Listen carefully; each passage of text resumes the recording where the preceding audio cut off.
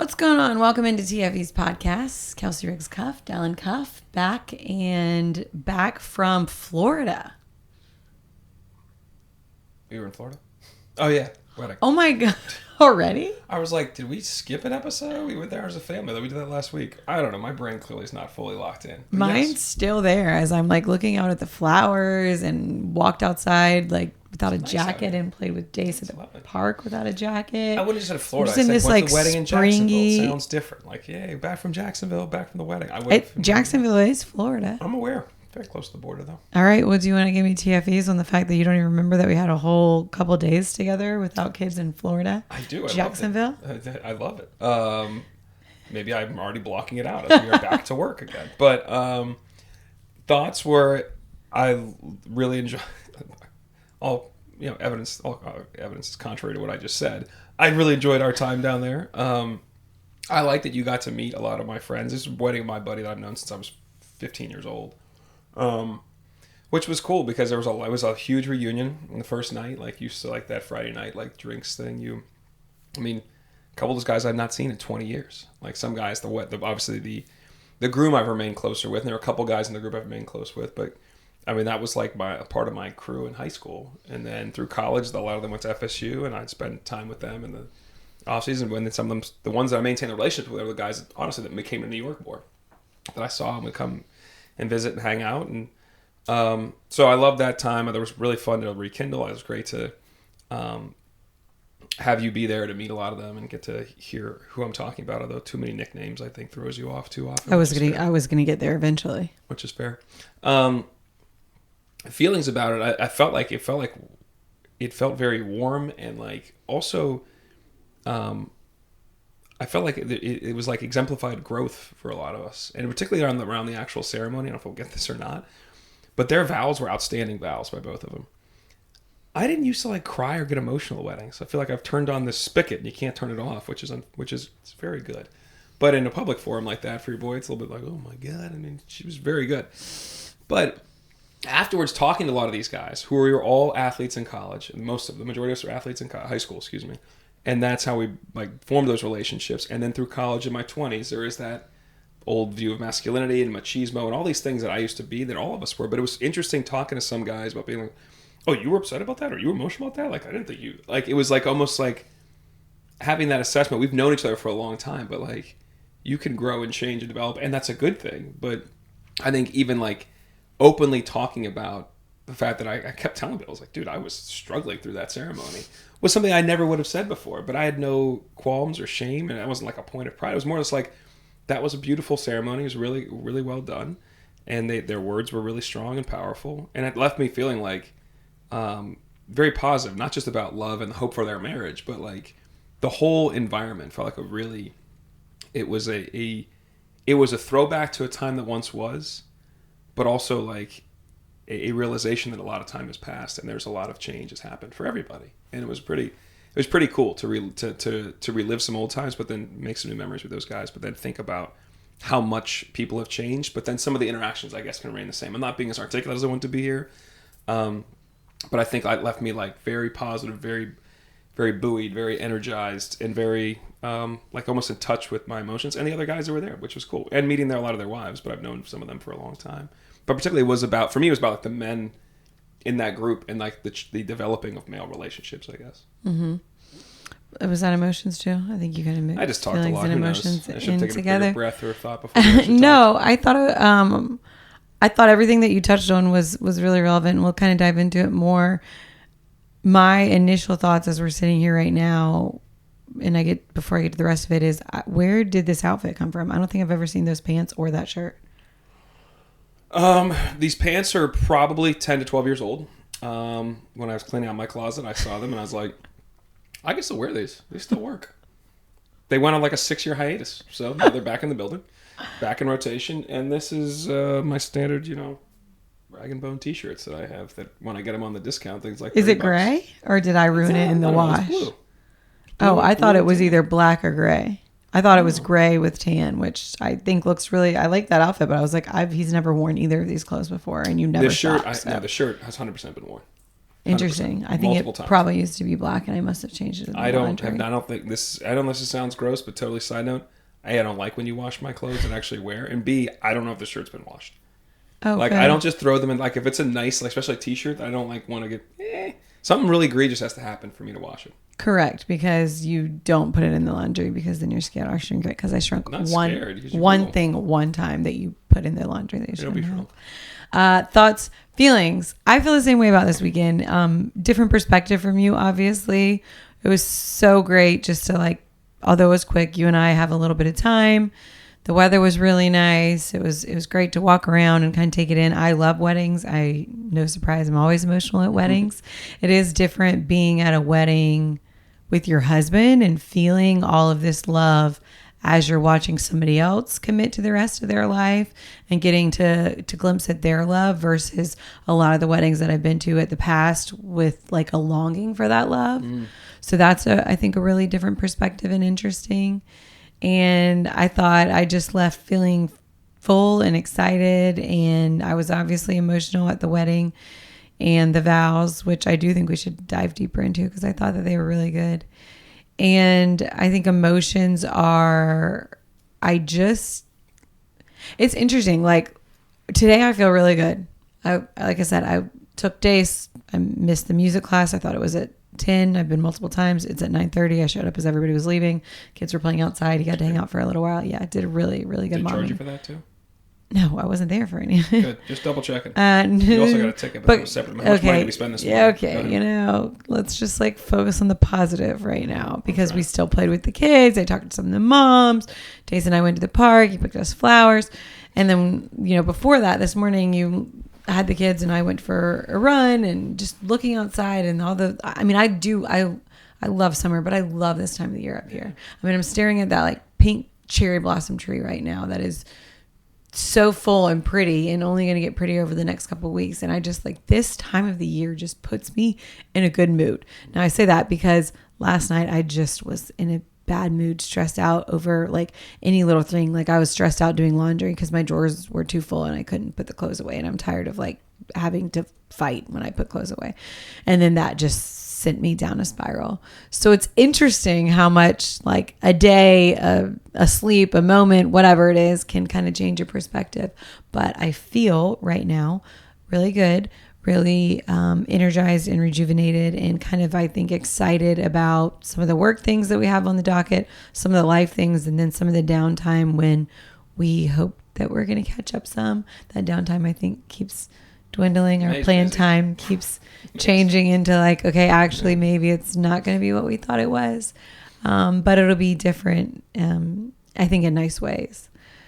Before you just advance past that, don't lose your thought. You're going to say, my brain's not working. Can I talk properly today? Anyway. What do you mean? I just feel like I'm mumbling. We took off real early Friday morning. Mm-hmm.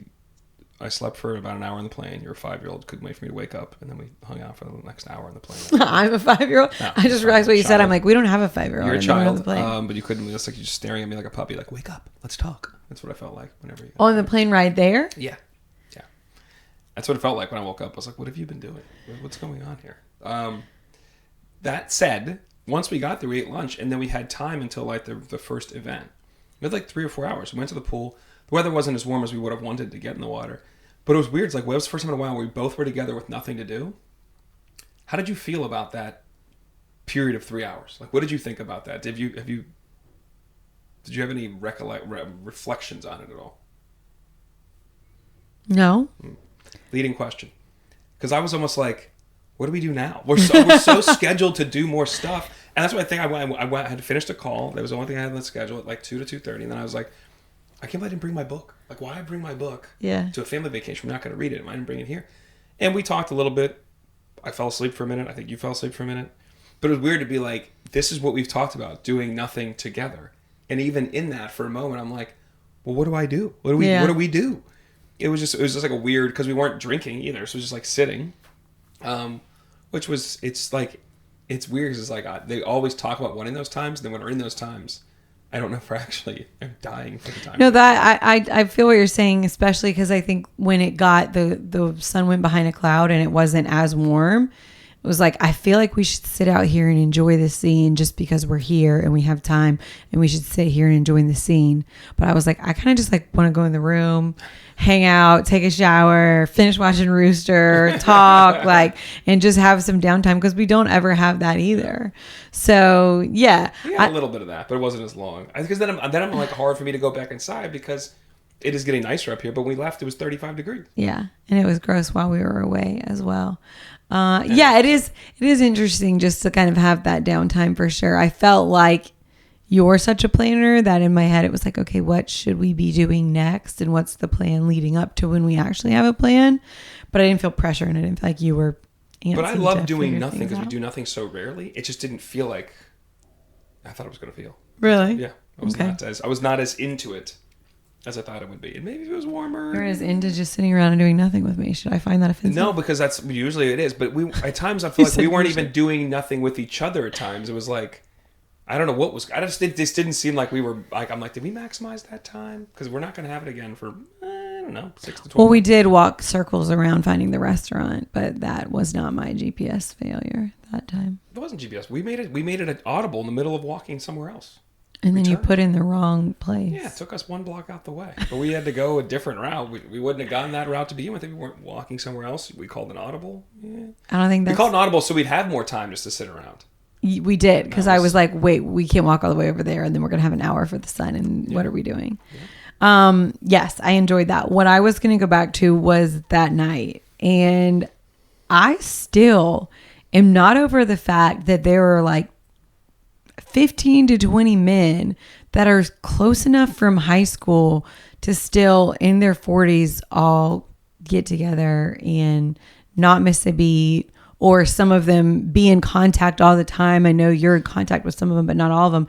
To me, it was just so cool. I literally said to you, I cannot think of one person from my high school that if they had a wedding right now, there would be this many people from high school back in the same place. That is rare. I think it's a testament to Aslan and how much he values his friends and his people. Like that's the same nucleus of people that have been in his life since he moved to Florida. Was like an early teenager, and that's.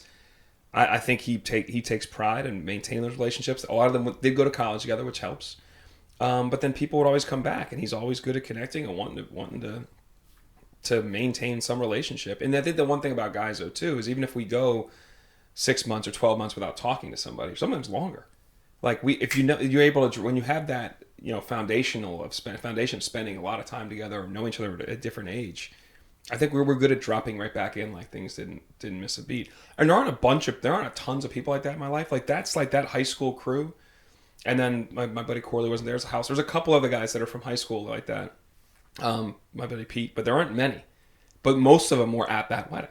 That's the thing that's interesting. And I do think that I don't know if men are just better at it, or a lot of us too played in the same teams and together. Like there's just that foundational piece of it is cool. And I do think that the part that was critical is when you're in your late 20s or early 30s, like people are getting married. A lot of people are getting married. And you're going to weddings, you're doing this.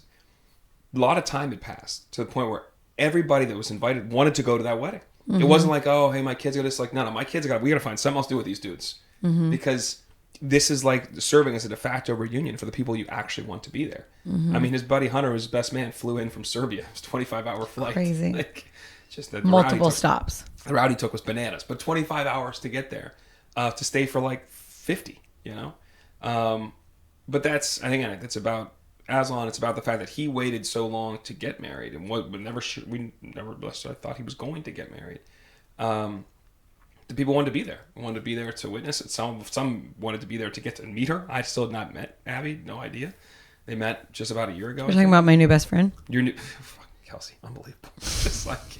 I look over at the end of Friday night and like these two are in tears, like holding each other. I'm like, you've known each other for 45 minutes. What is going on over there? What is happening? This woman's about to get married tomorrow. We're about to get married tomorrow. And this lady you just met, somehow you guys are literally in tears talking to each other. I'm like, what is this? But hey, you have a special gift, and Abby's awesome. But I think it is a testament to him as a person, the couple, the relationships developed, and the timing of it, to be like, hey, we're going to come back and celebrate this. We never thought, we weren't sure we'd see it, and want to celebrate it for you and with you. And all your boys do too. And it was a huge crew. It was crazy. It was really crazy. It was fun to meet everybody and like kind of reminisce and hear the stories.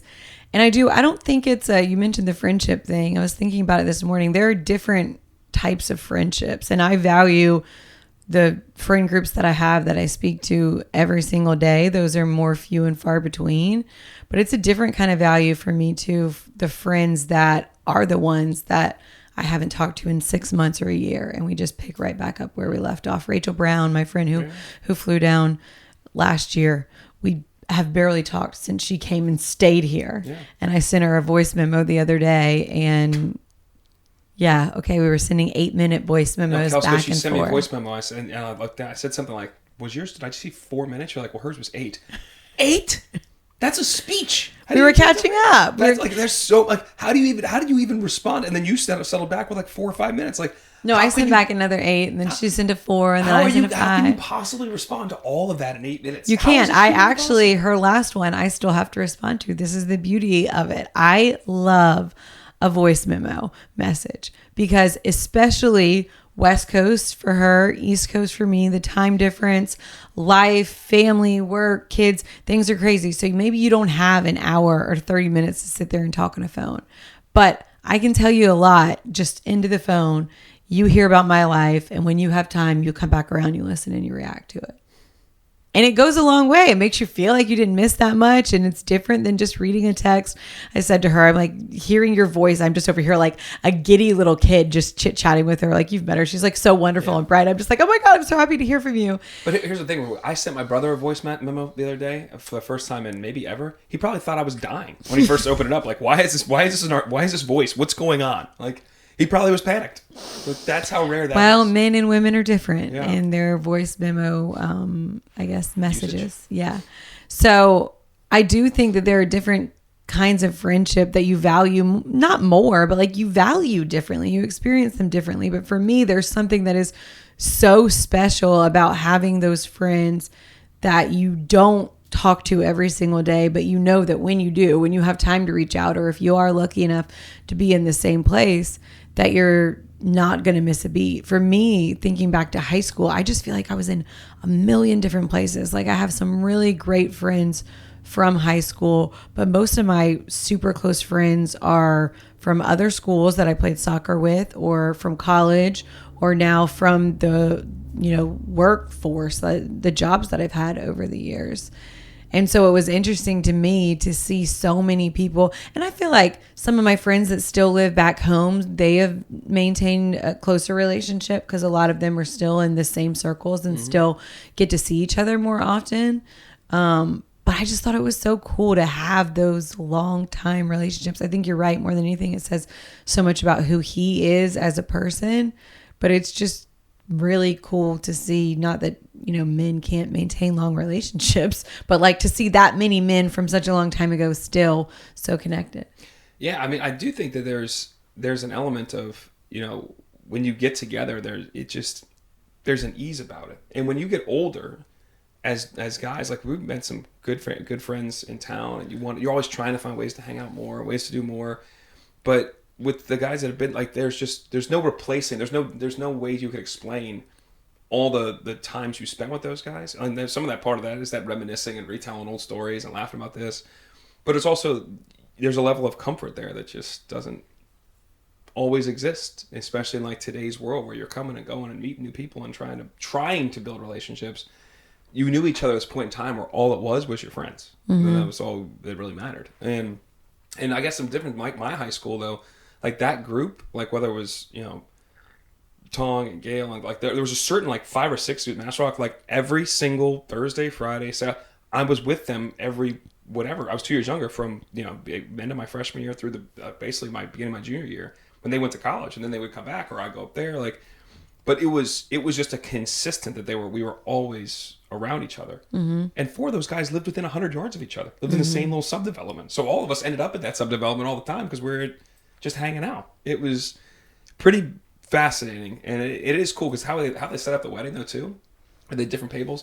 They took basically the team, all the guys went to high school in one huge long table like it was King Arthur. Mm-hmm. And I'd never seen it because there were all these different tables, and then that one right in the middle of like 30 deep was pretty cool. How they decided to do that, to put everybody that was from that one place just together in one huge table. We ended up in the wrong spot because the bride and groom were behind us, and then we were front row center there. And I was like, I am not supposed to be in the middle of all of these pictures. Well, here's the deal. I will say this. There's a Curb Your Enthusiasm episode. I think I sat down. I believe Joe's wife Danielle noticed it right away. Who's a good middle? You gotta be a good middle. Okay. Stuck us right in the middle. I can't disagree with that take. I feel like if you're going to have a couple bozos here, we got a lady that nobody knows. They watch a lot of sports. They've seen you around. They have a sense of your vibe. And I don't shut up. So you put us in the middle. We're working this way, We got a lot happening. You and Joe are definitely good middles. Joe's a phenomenal middle. All-time middle. The officiant. Very good. So I think there was some strategic placing of people around this thing. Now, when the table is that big, you're really looking for a middle for about 3 couples this way, 3 couples this way. Beyond that, it's unwieldy. Really breaking down the other end. People that'll understand Curb Your Enthusiasm really appreciate this. People on the other end, there's a whole different middle. It was like a re-middle. You'd have different middles down there and different middles down there because the place was so big. I think that was one of the thinking. I'll have to ask Aslan about that. That's interesting. I've never heard of being a really good middle. I've heard of being good at other things, but middles is not what you usually hear. I can't think of comedy that is less up your alley than Seinfeld and Curb Your Enthusiasm. Larry David's mind is so not your alley that, yes, you would never have thought of these things. I've thought about these things many, many a time. And in any one of those scenarios, I'm making that reference. And then that night, a couple of people did talk about the lineups in the middling. As I mentioned, Danielle recognized immediately. We know what's up. We get it. You're a good middle. Was I a good middle? Did I do well for you in the middle? Yeah, you're a really good middle. I mean, you didn't have people in tears like you did the bride the night before, but I didn't very good. Have her in tears. Both of you in tears. Oh my God. I just love her so much. I was like, what the?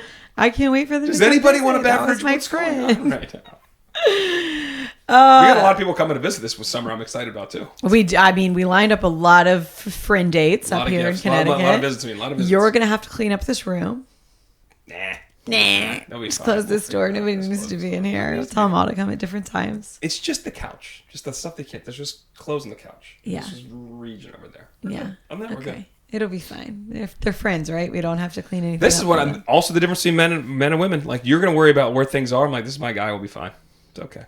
Yeah, but I worry about where things are when it's just us in the house, and it annoys me that. But you like to curtail. You want to have a certain representation of your house and your home, that it's orderly as you like to have it. I don't care. Yeah, I just want the people. I want the people on the phone. It's obvious in the everyday way that we live. What do you mean by that? you wouldn't know if something was lost. Also, how many times do I have to ask you if you're going to take the toilet paper off of the rack for no reason? You bring this up like every third episode. No, I haven't brought this up in since probably the third episode. Check the tape. It was like a month ago. We just did this a month ago. Just put it back the same way. I don't remember which way it matters. It doesn't matter. Again, it's... it's a top. It's not a middle. It's a top. In this. But I have to use it every single time. You don't. So just like you put the toilet seat down, you should make sure that the toilet paper goes back on there the same way. This is re-racking old material, okay? It's not about re-racking. It's about if I can put the toilet seat down, to learn you can and put grow. It up. But no, we're not allowed to do that in society. We'll put it down. Got it. If you have to... Take a thing that weighs less than a pound. You don't have to. Invert your hand and move it the way you want. There's no reason. I think you'll be okay. Okay, if we had a toilet paper roll that was attached to both sides, would you still take it off the thing? I want to, but I can't. Well, then that's what I'm buying. Maybe that's our issue. Mm-hmm. Maybe that's our fix, because then you can't do this anymore. Yeah. Okay. It literally makes no sense to me. It makes even less sense to me that you can't invert your hand and put it back. I can. I have to. And it annoys me every time. I'm like, why do you... I thought what I thought you were going to complain about is how many times I need to tell you where your headphones are, or where the speaker is. Well, that stuff I just find... Trader Joe's bags are, or where... there's a million things you can complain about that's just like, I'm an idiot, which is fine. The toilet paper one is not one you need to go back to. No, that's a bad stand. That stuff I just find pride in. You need me. There is a self-satisfaction in the ways that you need me, even at the most small, minuscule level of where is the thing? Well, I need that's you to right also invert the toilet paper at times too. There you go. All the time, pretty much. I need you to stop doing that. That really, just has been on my mind clearly. I see that. friendships is what we were talking about, but you had some thoughts from another podcast that we listened to about the masculinity side of those friendships and what that means bigger picture. Tell me kind of where your brain was. Well, I just think it's interesting, like Prof G Pod, like Jeff, what am I thinking his first name? Scott Galloway, sorry. So Scott Galloway's pod it's great, and it's, you know, a lot of people listen to it, and he does a good job. But he had David Brooks on, who used to be a writer for New York Times for decades. Just left. He's going to go to the Atlantic now, and he's going to start his own pod. But he's also like a Yale professor as well. But like a really smart guy. That why I enjoyed their conversation, part of it is because they both come from different sides of the political spectrum, which I always am into those conversations. But David Brooks is a conservative that is really writing in today's world about a lack of like a moral depravity we're working through right now. Like, so he's obviously not a Trump supporter, but he exercised a lot of the conservative values that in past years Galloway and him may not find as much common ground politically. Now it's like they're finding common ground, but primarily around talking about morality and relates to morality and masculinity in young men.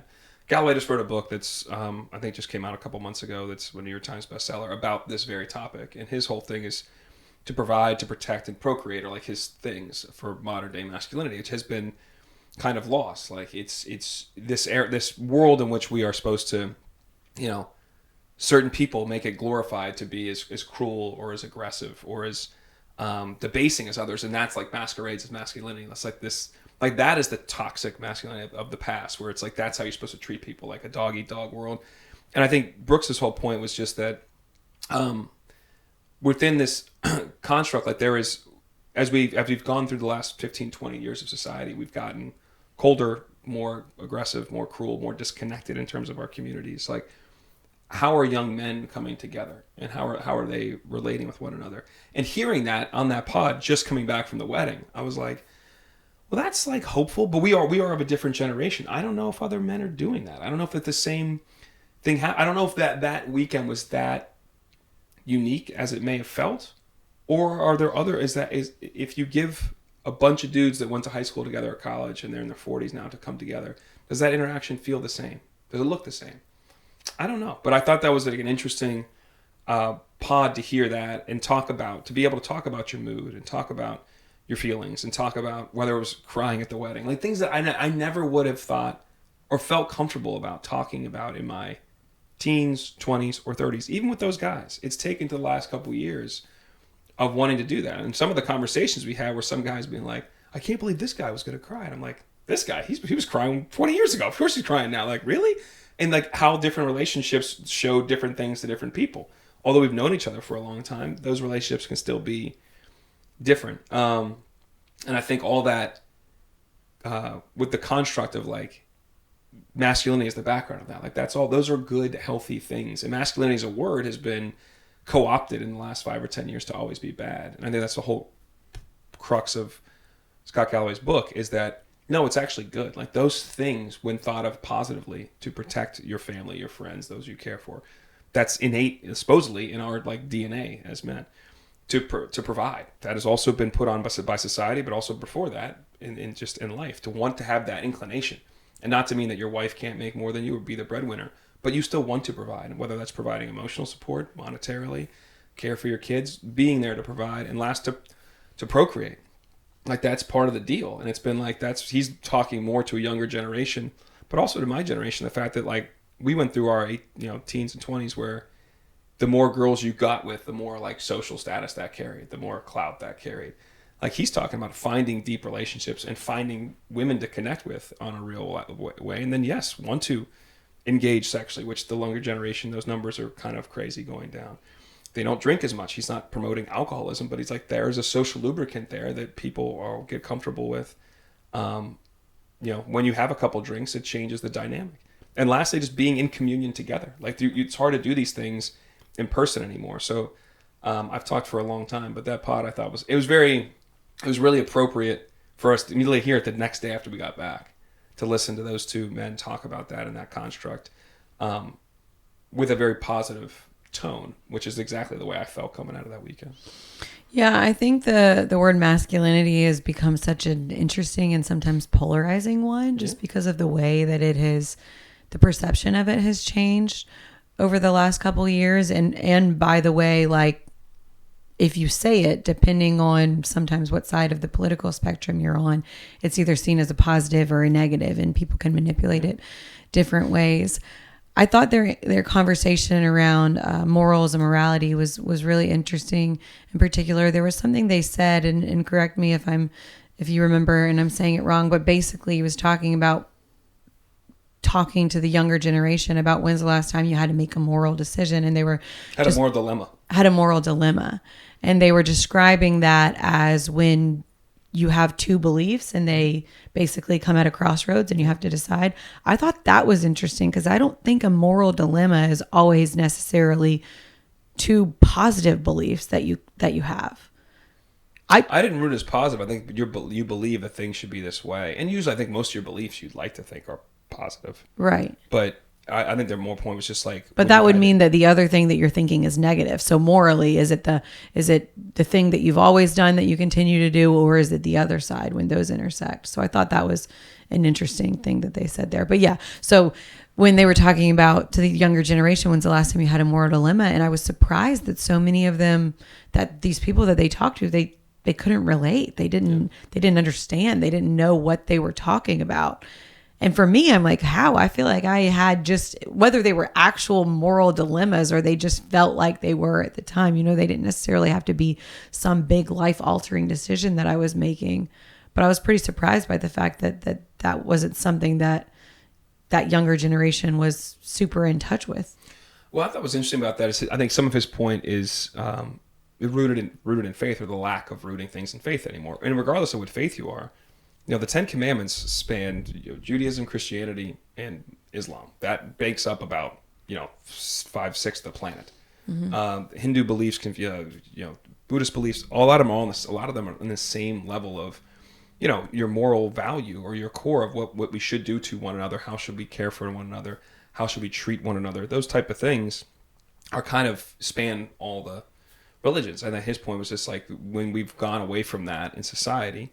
And the people we hold up now are not, that have been successful are not looked at as morally, uplifting characters. Like this is not whether it's people becoming famous through social media, how our media works, where such negativity gets you such more attention. Those type of things I think have led to a lack of moral clarity. And I'm not sitting here in any judge. I think I have been in moral dilemmas and chosen the wrong choice, or looked back and been like, wow, how could I let myself do those things? But still understanding that those things were supposedly, antithetical to who I thought I was or who I want to be. And that was, I thought was interesting about their point was just that when you look at, when they made an example, like a moral dilemma was like, oh, should I had to park my car, but I didn't put any money in it. So is that what you're talking about? And he's like, not really. Like that's not really what I'm getting at. But that was his bigger point about society is when and I'm not making this about Trump, because Trump is more like whether we're ever in political spectrum, his success or failure, however you look at it, or if you like or don't like him, he's a reflection of our society. Like I don't think you can want him to be our president, and that's where the masculinity word can be used in different ways. That by one side, his version of masculinity is people love, and the other one, this is the version of masculinity that I don't think is healthy for a lot of people. But when you look at some of the things he's done or said or how he treats people, those would be disqualifying characters to ever be a president 30 and 40 years ago in public.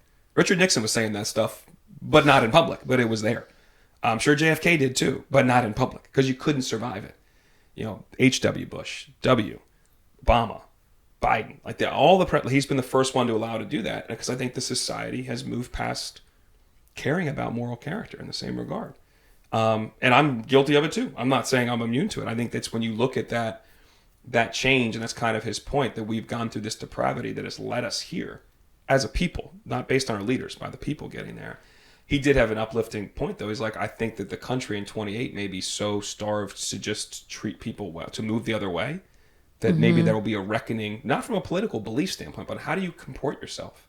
I think it's a very rosy way of looking at it. I don't feel that same way, but I hope that's the case, because we can't go on operating like this to one another in perpetuity. It's just not. It's not sustainable as a country or as a people to think that the country can go a positive way where 50% of people hate each other and treat each other like shit. That's not manageable. Yeah.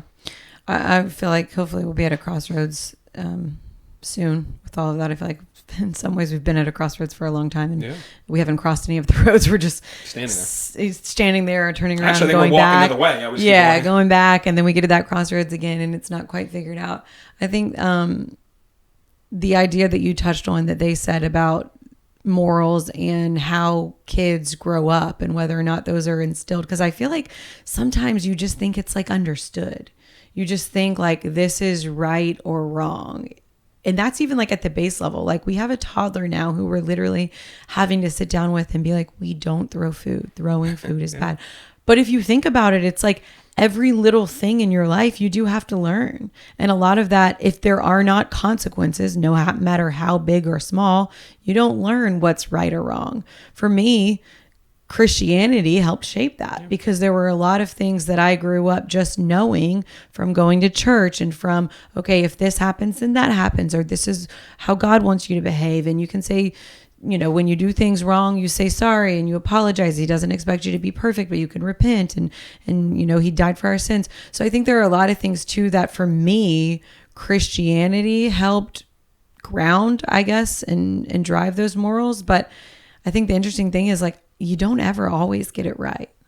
Like you can be somebody who you feel like you have a great moral compass, and those decisions may not be huge, earth-shattering bad decisions that you make, but I don't think that you always get it right. For me, it's the bigger thing of like, if you get it wrong, where do you go from there? Mm-hmm. Like, are you going further down a hole of making the wrong decisions, the wrong moral decisions, the wrong decisions for yourself, the wrong decisions that don't reflect who you are, the wrong decisions that impact other people? Or if you make a decision, then are you realizing and being accountable for what happened in that situation? Whether it's Dace throwing food, and then later today, me being like, we don't throw food, come help mommy clean this up. Whether he learns anything from that, I have no idea. He's probably going to throw food again at dinner tonight, but I'm going to continue, to try and keep figuring that out, or I'll just won't feed him anyway. No, I'm just kidding. Bad example. But I do think it matters what you learn from it. And I think that was something that they didn't touch on in the podcast, but that I was thinking about, because I don't feel like morals is just like, is it right or is it wrong, and where do you go from there? You should know and strive to always make the right decisions. But for me, like, we are imperfect people. We talk about this as we're talking about weddings and marriages. We are two imperfect people coming together, trying to live one life with and for each other and a greater purpose and the kids and all of those things. But we are two imperfect people just trying to make the right decisions every single day. We're not always going to get it right, but when you don't get it right, then how do you respond? Whether it's just apologizing in a fight, or turning the toilet paper roll over, or whatever it is. To me, it's not just about being judged by whatever the worst decision you made was, or the small decision that you made was, or the one thing that you remember from fourth grade that drives you crazy that you hurt somebody's feelings about. It's the bigger picture of like, where do you go from there? Because to me, that's what really helps the moral compass, is if it gets off track, then where are you going from there to get it back on? Yeah, there was a couple. Right before I get to that part, though, you did mention consequences. And I do think where the religious traditions help in that, the ultimate consequence is if you don't do these things, you go to hell. Yeah. But for a young kid, that helps instill in you, these are bad things I shouldn't do. And obviously, as you get older, and whether you break some of those things or do something and you don't have the consequences, how did you feel getting away with it, if you will? Did it still affect you, or did you not care? And I do think that helps develop how people become adults. And I do think there was it's where if I wonder if I remained religious through my 20s, what kind of things you do in your 30s. Why I say that is because I do think some of the moral shortcomings I've had, decisions I've made that I'm not proud of, that I wish were different, a lot of it's because if you did things before and you were fine with it and got away with it, if you will, quote unquote, you tend to, if you lost your moral compass, you tend to do them again. And if you don't suffer any consequences, okay, do I care if I do it again? Will I do this again? And at some point, when the rubber meets the road, if there are consequences, or you finally look yourself in the mirror and you're like, what am I doing? Do I want to be this person? How do I want to operate? The next step is, how do you change? honestly, why we're sitting here having this podcast is part of that process for me for the last 4 years. Is all right. Let's take a look at my life, who I am, and what I've become versus what I want to be or who I want to be, the partner I want to be, the father I want to be, the individual I want to be, the business person, all these different things. And I do think that is incumbent on the individual at some point to have that conversation with themselves and want to find a way, and then find people in their lives, will be therapists, family, friends, partners, to help you strive to do these things better. If you're not doing those things, then you continue down the same path. And that's where I think that when they had the broad conversation about society, I just think there's less people willing and able to do it on their own. There's less religious tradition to help you push it in a certain place that helps us lead us down this path. And there's a last element that's like, I think we're part of the problem is like this society we now live in, is you have a media ecosystem that tells you that your neighbor is the problem. It's like the biggest problem because they have a different political sign out front of their house.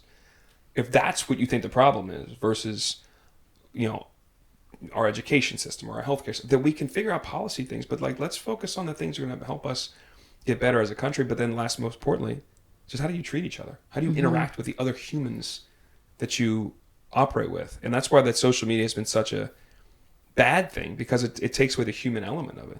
You would never open up your door and yell some stuff to your neighbor that people will yell on your Twitter replies or on your Instagram message. You would never do it. You would never do it. But in this digital world we've created, we've allowed that to be not just condoned. That is the norm. And back to what I said before, it is rewarded. The bad behavior at times is rewarded. So when you look at a moral decay mixed with if your immorality is in your way you treat people is of a negative bent, and you get more attention for that, you're more likely to do it and continue to do it. As you were talking, it was reminding me of the Vrabel and Diana stuff, and I don't really want to get into it just because I do feel like there's so much media attention on it. And for me, it's also, while there's so much speculation out there on the internet and so wrong it appears what happened and forever, however long, I do think is like a human side of it too that you're talking about right now, of like everybody on the internet has an opinion and is going after these people as they clearly made bad decisions. But for me, the reason I'm bringing it up is because the human side is I can't help but think about their kids and whatever this is, if this is the worst decision that they've ever made, that it is publicly broadcast for the entire world. And the fact that their families and their kids and their children have to live with that. And the things that, you say online and share online and speculate online are things that you would never say if you walked out the door. And I do think that it creates some of these scandals and topics that are, I don't know, just become even bigger. And sometimes they uncover more truths and sometimes they don't uncover more truths. It's interesting as you were saying that. I'm like, yeah, because this has completely blown up. Sitting behind a computer and just typing things on the internet years later doesn't show very much growth, but sometimes people just harp on things for years. But we will continue to grow and do the best that we can with that. So the other thing that I wanted to hit on that you talked about with masculinity and not so much morals, but as they are talking about this younger generation, in your mind as the father, what's the balance like with days? Like for wanting to create this tough little guy. It's different parenting than when Lyra was that age, when he falls down and gets hurt, or when he wants something, and not in a bad way. It just is. Because we want him to be just like, I'm sure, as you guys were raising Lyra, you wanted to be a strong girl, independent thinker, all these things. But it is a different balance with I think, little boys than little girls. And you want him, I think, to be masculine, but you also want him to be emotional and kind and in touch. Like for you as the father, what's your job in that role? I think it is to create a vision for him that is, and hopefully live that example as well, that is a positive version of masculinity. I want those things I already said that I'm straight up plagiarizing from Prof G's book, because I think it's a really easy way to understand it. And I believe all those things are important, but with also that level of, when I was a kid, the boy can't cry. I think that's very different for him. If he's emotional about something, or it's like he's sad about something, or wants to express a feeling that would have been quote unquote soft when I was a kid, then I want to promote that. I want him to be comfortable explaining those things. That'll have repercussions down the road, many, many years down the road, and hopefully every relationship he has with friends and with family where he can tell them how he feels. And hopefully sometimes tell him possibly how he feels about somebody is an important thing.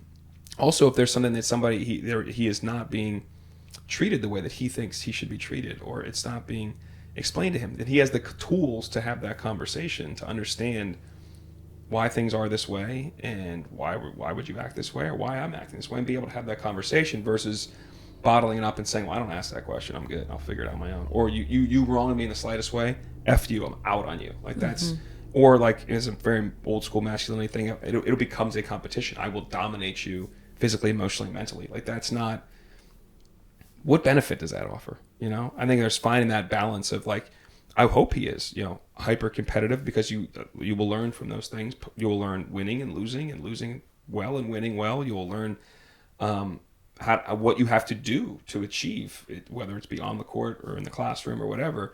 I think those type of things are very important, but it's always having the balance of the emotional piece of it, the communicative piece of it, the caring piece, and knowing that my love or pride in him is never tied to what he does.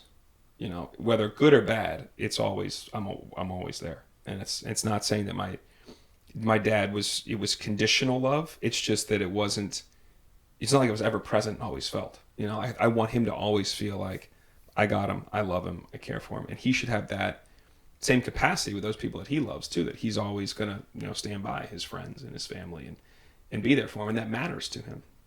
I want to make sure that, and it's not easy, but I think there's that type of balance. And and lastly, the biggest thing I think is that was co-signed by my father at a young age was that, that mentality that you can use and do whatever you want.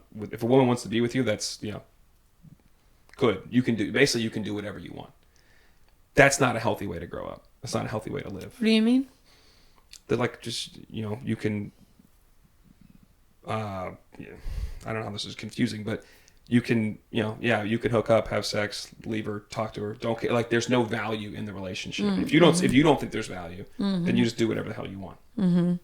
It's just not a healthy way to live, And I think my treatment of women through my early teens and 20s was the matter that I don't want to, as long as I tell you I don't want to be in a relationship, I can do whatever I want. There's not caring for anybody's feelings or emotions or concern. It's not of my concern. That's a you problem, not a me problem. For lack of a better term, it's like, dude, don't do that. That's not going to help you throughout your life. It's not a good way to treat people. At some point, that ethos is not always going to suit you well. If you're 18 years old, you think that's fine, but it's just not good. And I think part of that too is having a daughter and being like, I don't want her in the receiving end of that. And I don't want her doing the same thing. It's not like women can't do the same thing. I don't want her doing that type of thing either. So I think I grew up in an era where it was like, if you are the athlete, the this, the that, it's very easy. And if it's easy, that's good for you. Not like, okay, should I be more discerning? Should I care about who I spend my time with? Should I care about where I invest my time? Is there something more than just, having sex on a Saturday night? What should I be concerned with? And I think that's a message that I want him to understand at a very young age, that you have to value the people that are spending their time with you. And if for some reason you're in a relationship, you don't want to be there, you communicate that. And you get out. You do not, for lack of a better term, mess with people's emotions. Just because you don't care doesn't mean they don't care. And I do think that is a hallmark of masculinity when I grew up. The more, like I said earlier, it was like a currency. By the more girls you get with, the more value there is in your guys group circle. And in some regard, how society, where the sexes are so unequal, it's like society has held that up. He's a playboy. That's all good stuff for all of time until the last 7 or 8 or 9 years. All good stuff. Then it's looking back and well, why are we holding that up? Why are we promoting that? And then the counter is, well, women can do it too. True. But have at it. But is that good for them either? Is this a good way to go? has a whole song about how men are praised for it, and then women are vilified when they do the same things. Yeah, it's all Taylor Swift. This is not a new notion. It's just the notion of this has been gone on forever. For my kids, where I grew up in that same world, and that theory was told to me that was fine. And society supported that. It's fine. And culture. Society and culture. But Dace, I don't want him to ever think that's fine. So I guess that's part of the new version of like a forward vision of masculinity, to make sure that he understands, I guess. Do you know, for me, one of the things that I thought was like most attractive when I was, not like when I was in like middle school, high school, obviously middle school is a silly example anyways, but not really when I was in high school, but when I was in college and beyond dating, was the way that the guy that I was seeing treated his mother. And if he had a super close relationship with his mother, to me that was so attractive and kind of indicated in some ways like what he would be like as a partner and as a father. And that if he had that close relationship with his mother, a lot of times I felt like I saw that in different ways of like how you kind of respect women because you have such a close relationship with your mom. Like, you know, she, in my opinion, the people I'm thinking of, like, you know, told you how you should treat women and open doors and doing these little things. And I feel like those little things that are maybe silly, like Dace picking flowers and like, oh, that is, like, it's a sweet thing. But I do think, like, I want him to know, like, those are sweet gestures for women, even when they're small, can go a long way. But, yeah, I just, as you were saying all of that, one of the things that always stood out to me was when a man was in college. So whatever version of a man that is in college. Still a boy, but go ahead. Yeah. Young man. A young man was close with his mother. To me, that was always like a huge green flag for kind of how they would be. Not to play devil's advocate, but that for anybody that saw me interact with my mom may have felt the same way. They weren't getting treated the same way. Like, because my mom's on a pedestal and then anybody else is down here. Like, that's just, that was like, in my mind too. But to me, that also shows what you're capable of. Like, true, but you got like, okay, if you're down here, I'm not in the mindset, and I'm not excusing the fact that, like, I agree, you can't just tell someone that hey, this is what it is and you got to be okay with it. And they say they're okay with it and they're actually not, but whatever. But to me, that is like, you're showing me what the standard is. And I also should recognize that if you know what that standard is, your mom's on a pedestal, you treat her up here, and I'm not being treated there. Okay, that's a red flag. Well, that's, I guess, if you're not matching that standard. Yeah. That's more my point. It's like, I always thought that, like, whenever I want to settle down, I'll find something that makes me want to change. That is inherently not a good way to go through life. And I was always ready to change everybody. What's up? And I was always ready to change everybody. Well, that's true. A lot of women are. A lot of women feel like that. And this is where part of this thing is a challenge. I can make him do a podcast and talk about his thoughts, feelings, and emotions. I'm just kidding. Not the podcast piece, but everything else. I'm just kidding. Before that, this was a us thing. By the time we got to the podcast piece, I'm like, yeah, it sounds great. There's a lot of these things are societal and they're prevalent within our culture that whoever makes me want to change, that's fine. But some women do find it appealing to think they're going to change the guy, which is, there are things about everybody you want to change and want to evolve, but you want to, going into it thinking, okay, I'm going to take this and I'm going to turn him into a different dude. That seems like a really risky proposition versus like, hey, let's talk about some of the things that I don't love you do. You want to talk about some things I don't love I do. We can change together. Like, you're going to change through relationships, but thinking that you remain the same and then this dude's going to change doesn't usually work. But that's something that was in like shows and movies and rom-coms all the time. So then for me, it's reinforcing the fact that, I don't need to change. I'm good. And you got to, I'm almost like that. I'm fighting like, well, I'm not going to change unless it's of my own volition. To my point, I'm going to find the person that I want to change for, and then I will behave differently, which in some regards was true at the time. I think you get a high, not you, but like me, you get a high of like seeing people change, even if it's like temporary. It's like, oh, okay, they did this for me instead of that. Or, when you're growing up and dating and you say that you need something, or, oh, I can fix that. Or you talk about something and you think it's going to be different, and that gives you a high. And oftentimes people don't actually change, and there are lows that are associated with that. I think honestly, as I'm joking about like doing a podcast and changing you, like for me, part of what was so appealing is that you were changing. Like you had gone through this moment of time that was really hard, where you made decisions that you regretted, that you took and then turned into therapy and self-reflection and how do I be a better man and what is this going to look like, and I'd gone through this nasty separation in the process of divorce, and I could see, first of all, like when we met, you're a completely different person than obviously at that point, and I didn't know you to that level then, but I just, to me, like what was appealing is that you were changing, and that when we got to know each other, it felt like we were kind of changing and growing together. And to me, like that's what's important, like not fixing someone, but how do you complete each other and work together and make each other better and level up and pick up the slack when the other person's not there. To me, it wasn't like you're this broken person or you're this perfect person. You're this person that is like on their way to continuously wanting better, and I'm on my way to continuously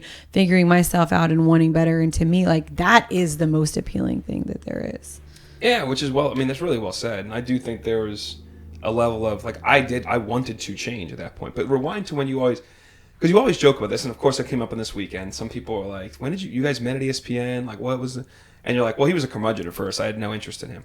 Does that hurt your feelings? Is that okay? No, my whole point was, yeah, I'm a married curmudgeon, but again, come back to what we talked about earlier in the pod about how people treat people. When I think back on like how I was operating when it wasn't necessarily when I got to, we started ACC Network when you got there in 2019. I felt like at ESPN, especially in the beginning, like I always wanted to have a positive mindset of what we were doing, where we were going. And in 19, we started ACC Network. I was excited about that journey. But as we started going through the year, and particularly once we hit COVID, and like COVID helped, like I was not doing well, but we came back from COVID.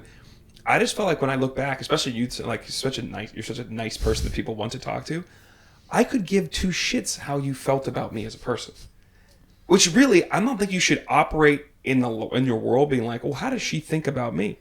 But shouldn't you just be kind to the people in their work? Like, shouldn't you want to create a positive atmosphere? And it's funny because you weren't unkind. You weren't like this, like, it wasn't like, oh God, I have to work with Dalen today and he was going to yell at somebody. It wasn't like that. You weren't mean. You weren't warm and fuzzy.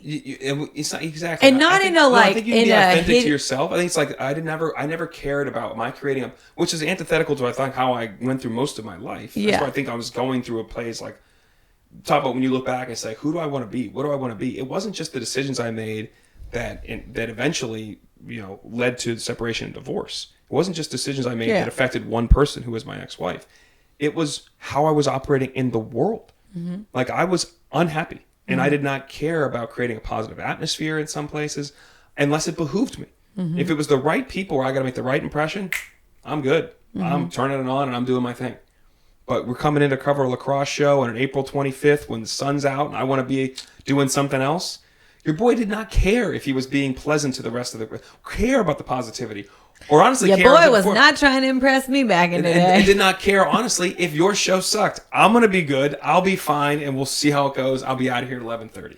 Like that just very selfish way to operate. And when I come back to like the moral compass of caring for one another and what was the, like, those were some of the things. Like I just look back at like how I was operating outside of the home. Was not nothing was reflective of who I wanted to be, and that reflected in some decisions. And that also ends up what you're saying before about like change, because at some point you need some consequences and some catastrophic things to say like, what the hell am I doing, and how do I want to live right now and going forward. So yes, you hit me in a period of time where I said I want to change, and anybody that raised their hand. Then I think they're so open to whether it be their partner, their therapist, their family, offering ways in which to change and to improve. It's when that person's not raising their hand to change. That is a really hard endeavor, which, doesn't always end well. The goal should always be changing and growing and evolving. And I think for you, and especially in that period, when I did get to know you, that it was very appealing to me that you had done all of this work and that you were still doing like it was very much a like, I'm not done yet. So like, is this good enough to even enter exploring new relationship? Because, you were like, I got more growing to do. I've got more things to figure out. There's so many other things. So I think for me, that was part of what was so appealing, is that I have been trying to figure myself out for years, and I still in some ways are. You learn new versions of yourself as life evolves and mother and as a friend and all these things that you balance working. But yeah, I think that was part of what was so interesting, I think, about where we met each other and what we were looking for, because it is, maybe it's like a younger way of thinking, of just wanting to find somebody that you can change. And the more advanced, evolved way is like finding someone who you want to grow and change with. Yeah, I think that's the biggest thing, and that's the biggest delineation. It's a lot of times when you think you are going to change somebody, that inherently means you're fine. Like, I'm good, but I want somebody to change to meet me. Versus like I said a little bit earlier, how are we changing and growing together? Is the step that I don't think it should be met with, like restrictions, not the word, should be met with animosity. It should be more welcoming, you'd hope, if people are in a relationship. It's like, yeah, part of that goal is we want to change and grow together. And that should hopefully be met with, some open arms. Because that person's not telling you need to be different, I'm the same. Mm-hmm. That inherently is going to be met with some pushback most times. It's if we are moving together and we are growing together, how do we do that? And allowing each person to input, I think, actually creates progress. But most people I've dealt with talking about relationships, especially from the male point of view, early in marriage, especially when we were younger, there weren't many that were telling me that the wives were communicating how much they wanted to change too. It was the dude's got to do this, the dude. Whether that's the reality, that's what they're hearing. Mm-hmm. If that's what you're hearing and you're regurgitating to your guys, you're in a bit of a problem. Well, it's probably interesting too, though, because women, I think, innately are more expressive. Like, it's easier for me to sit here and say something dumb about the toilet paper roll for most women than it is for, I should just bring it up because now it annoys you that I brought up in this podcast, in this episode again.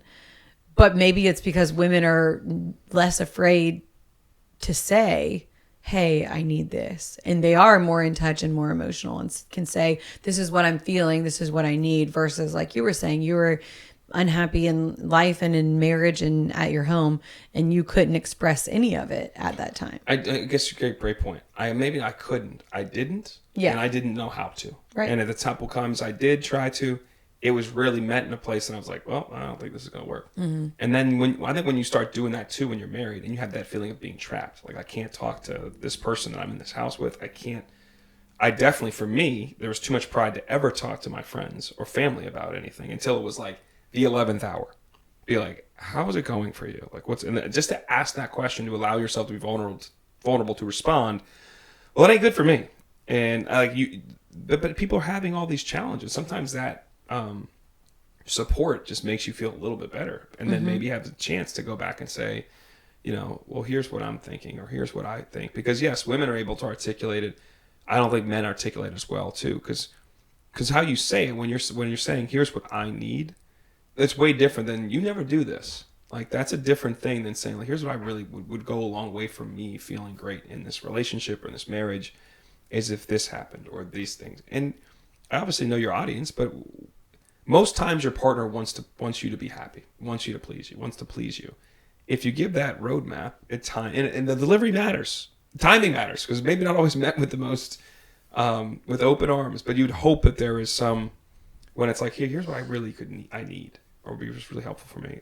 You hope that response is better than just like, you don't do this, or you never do this, or you should always do this, or blah blah, or you're not good at this. Like, when it becomes a critique, people shut off. And yeah. I think dudes more than most. And that's why I said they could be hearing something, may not be what's being said. Mm-hmm. That's their takeaway. So the delivery's got to be different, because the takeaway is not what the desired effect is for the female. So what we're saying is talk. Wow. Yeah, there you go. Is this going to turn into a podcast where it's like, one of our contemporary churches at the end where, they're always trying to make sure that they close it with like bringing people to the Lord and giving you a chance to accept Christ into your heart, and instead of that, we're like coming back and close and every time and being like, and to do that, all you have to do is practice your TFEs, your thoughts, your feelings, emotions. But it is such a good place to start. Like, if you don't know how to talk, if you don't know what to say, if you can't express it, like, that's why I care about it so much, is because even now, like, as much as we talk about it, I think there was a podcast a couple of times ago where I was like, thoughts, feelings, I don't know. My brain is mush, and it just helps you work through some of those things. So this is our come to Jesus moment with TFEs. Come to TFEs moment. Come to TFEs. On that, come for the TFEs. Stay for the TFEs. Stay for Give the TFEs.